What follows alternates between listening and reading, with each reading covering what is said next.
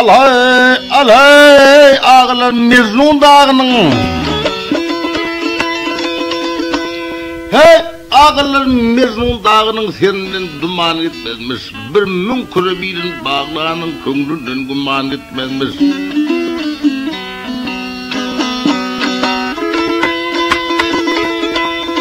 Alay, ay koyuna kardeş olmaz kurttan dilek etmeyenler hiç namattan, kıyamet günü zomattan doluktan diyan etmeyenler sahiyar değil.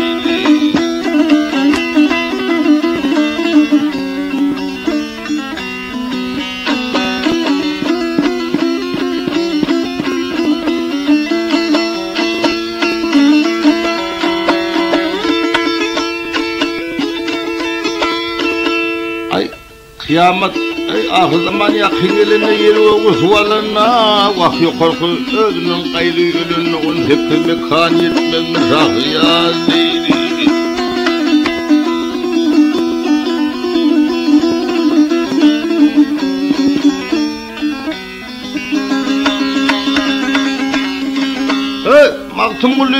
Maktumulu kalın nerede işin düşmesin namazda namazda namazda namazda namazda.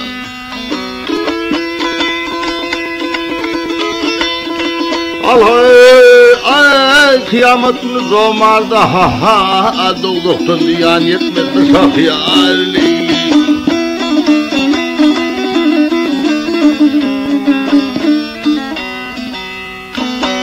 Kıyamet günün zomardı, doğduktan diyan yetmez mi sahiyar leyli.